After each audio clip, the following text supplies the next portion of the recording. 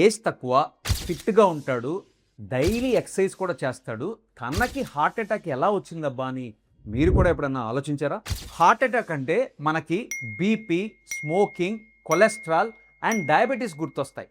కానీ చాలా మందికి తెలియని విషయం ఏంటంటే పూర్ ఓరల్ హైజీన్ కూడా కార్డియోవాస్కులర్ డిసీజ్ రిస్క్ ని పెంచే ఒక రిస్క్ ఫ్యాక్టర్గా స్టడీస్ లో చూపించబడింది. నైట్ బ్రష్ ని స్కిప్ చేయడం, బ్లీడింగ్ గమ్స్ ఉన్నా కూడా ఇగ్నోర్ చేయడం, గమ్ ఇన్ఫెక్షన్ ని ట్రీట్మెంట్ చేయించుకోకపోవడం వల్ల మౌత్ లో ఉన్న బ్యాక్టీరియా బ్లడ్ స్ట్రీమ్ లోకి వెళ్లడం జరగచ్చు. ఆ బ్యాక్టీరియా ఇన్ఫ్లమేషన్ ని పెంచి బ్లడ్ వెజల్స్ హెల్త్ ని ఎఫెక్ట్ చేయడానికి కంట్రిబ్యూట్ చేయొచ్చు. అంటే గమ్ డిసీజ్ ఒక్కటే హార్ట్ అటాక్ కి రీజన్ కాదు, అది కూడా హార్ట్ డిసీజ్ కాజ్ చేసే రిస్క్ ఫ్యాక్టర్ లో ఒకటి అని స్టడీస్ సజెస్ట్ చేస్తున్నాయి. అందుకే జిమ్కి వెళ్దాం, హెల్దీ ఫుడ్ తినడం ఎంత ఇంపార్టెంటో హెల్దీ గమ్స్ మెయింటైన్ చేసుకోవడం కూడా ఓవరాల్ హెల్త్ కి అంతే ఇంపార్టెంట్.